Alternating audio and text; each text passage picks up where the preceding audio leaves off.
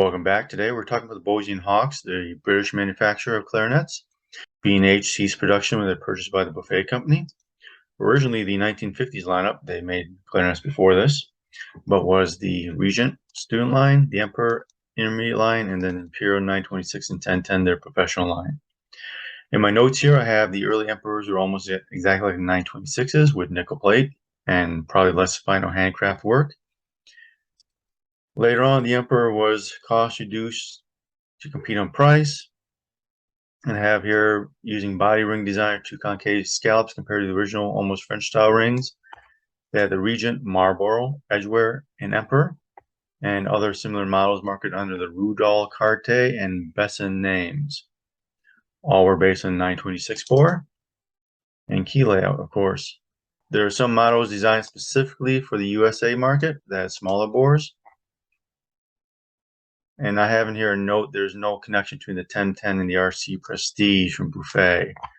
Back when B&H was bought by Buffet, people wanted to merge the two companies because the Buffets were worth more money than the B&Hs.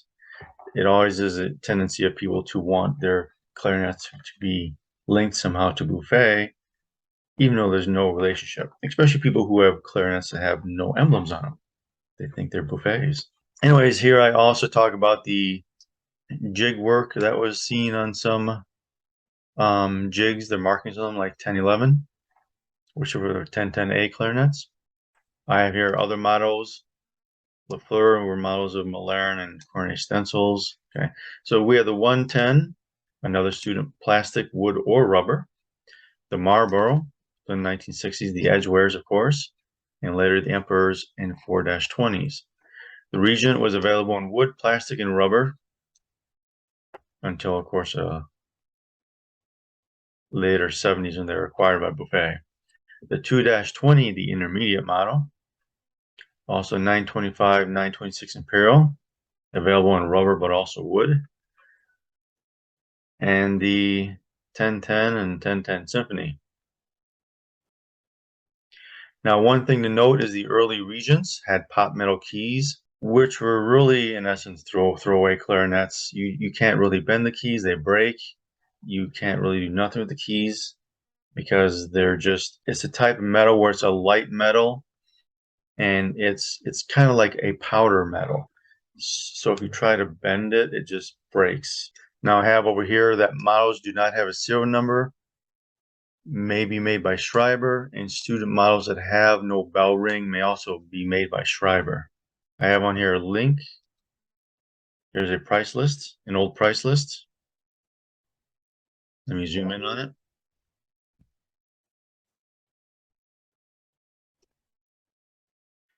Here's a price list in pounds, I guess sterling, and I don't know, maybe dollar. I have no idea.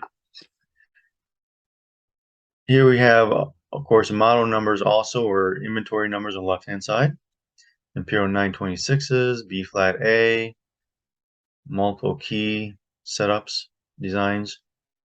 Imperial B flat and A, 122 a pair.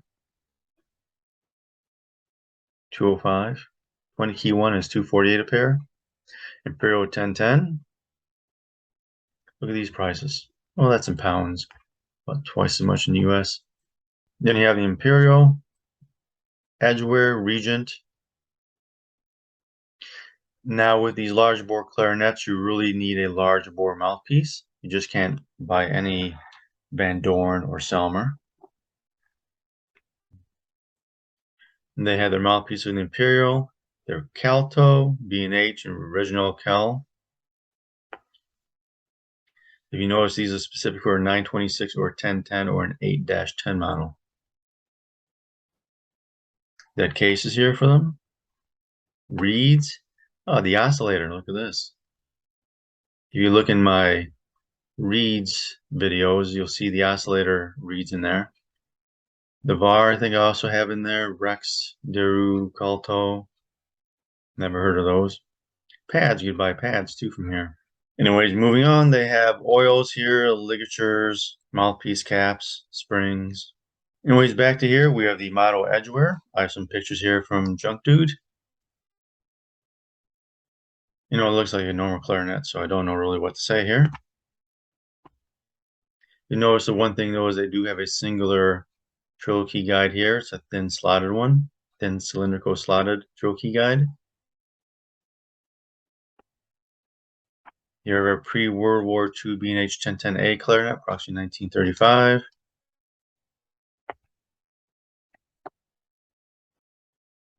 LP stands for low pitch. You'll see HP on clarinets 2 for high pitch. That would be 442 or 453 hertz. Notice here made by Boosey and the Hawks, I guess so, Limited, London, and the serial number right up there with it. A very early 1946 Imperial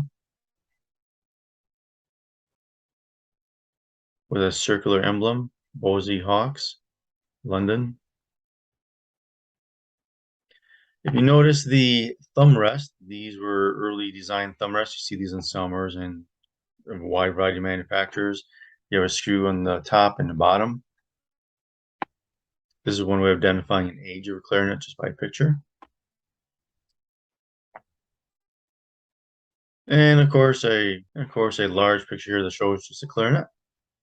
When I ask for people to send me pictures of clarinets, I usually send pictures like this, and it's like all you can really tell is that yes, it is a clarinet. If you notice here, if you remember this thumb rest was an old design thumb rest. There's a screw on top, screw on the bottom, but it has independent posts for the two keys.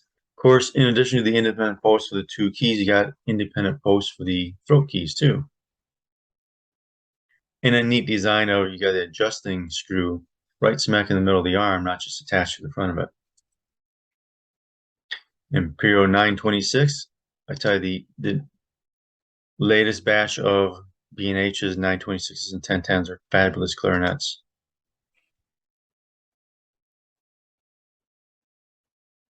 Silver plated keywork on the side keys, like this key. It's a long rod, not just pointed screw keys. A long rod makes a nice, smooth, and fluid keywork.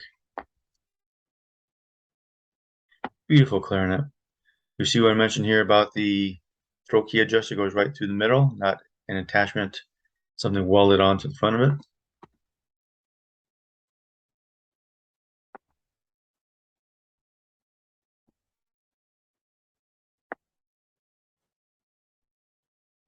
And you can see here, these are lifters. How this arm here lifts up this arm, key arm here. And you got a little bit of cork or rubber, see on the edge there. Now here's an example with metal lined barrels. The A has metal lined tenon bottom joint. E flat is Ferris Standler's simple system, probably about 1917. This A is a Clinton system. I remember those. About 1907. I got this information from Nick Shackleton from the quarterly newsletter. Some more information here you can read real quickly. Let's look at the pictures. You can see this is a modern Bohm clarinet. Look at the register key, wrap around, done correctly, not just one long arm.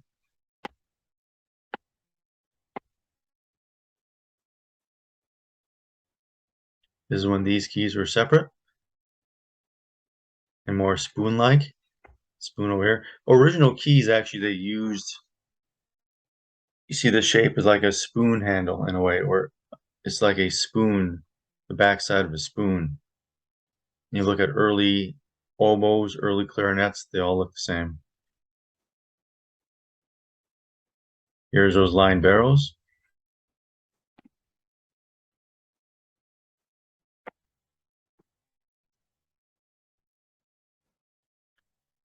Here's an early example of a tone hole through the socket.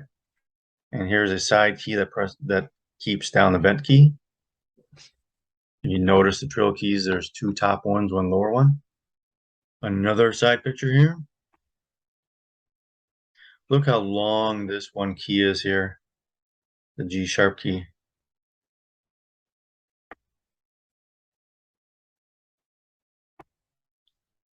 Pretty cool old clarinets. Look at that. See how long that is?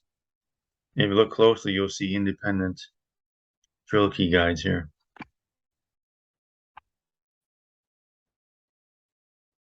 An adjuster. Look at that. Old technology has an adjuster on it.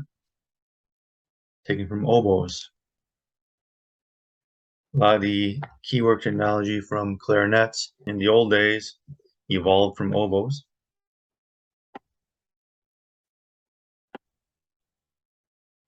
Here's an alignment tab, butts up against this key here. A metal socket.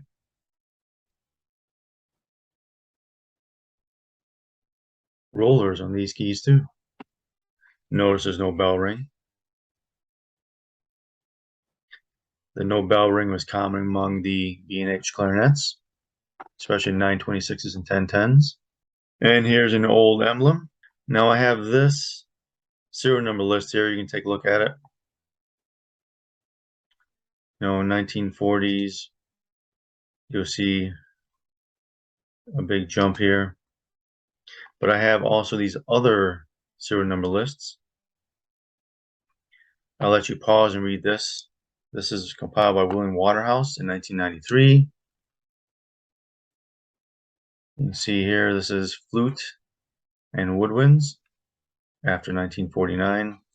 Look, it's going back to 1879. Just hit pause if you want to read it more. Now we're going to go to the serial numbers above, 68956.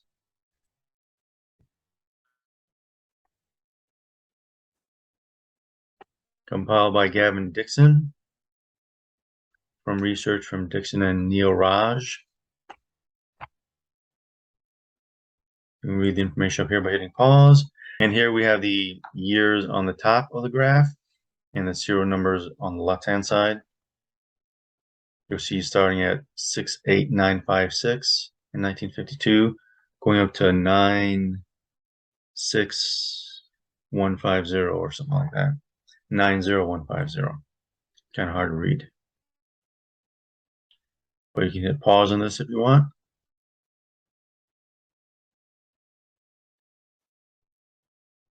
Look, they have the years in here. So for instance, like 1978, it goes from 449,829 up through 502,046 up to 1986. Now it mentions in here around the 2000 serial numbers were mistakenly issued in 1973 as a 5-digit 5 rather than a 4, as a first digit as a 5 rather than a 4. So these numbers should have been starting with a 4, and they're made between 73 and 1974. Anyways, here's some pictures of a 1010 model I had in before. And this was very similar to a Peter Eaton Elite clarinet. Peter Eaton Elite clarinet is considered one of my top 5 clarinets that I don't own. And there's nothing between a 1010 and RC Prestige. I mean, I've had this 1010 and I also own an RC Prestige, and they really aren't the same at all. But it's a beautiful clarinet. Beautiful sounding. Very, very lovely and smooth keywork. The smooth keywork is attained by using long key rods, not just pointed screws.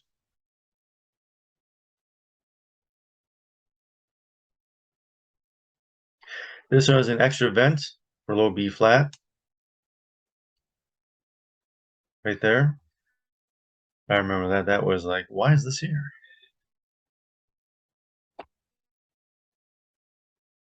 The standard Bohm clarinet is, they're always trying to improve it, but then people don't want the extra keywork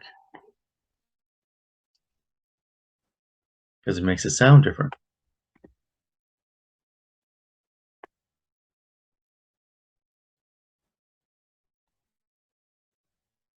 Adjusters all over the place too.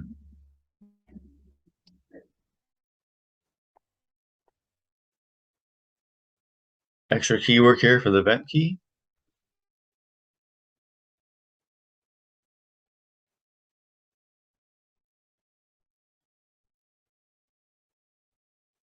Nice smooth bell rings.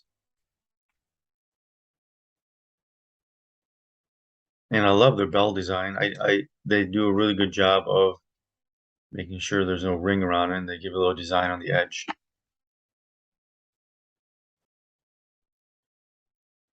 And these original leather pads, I remember, were marked GB on them. It's kind of funny.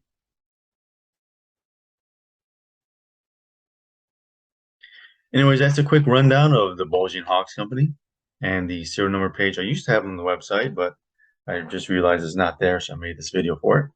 Anyways, I want to thank you for listening today. Any questions, comments, please post them down below. Don't forget to give a thumbs up, like, share, and subscribe. You gotta love knowledge, gotta love life, gotta love clarinets. We'll see you next time.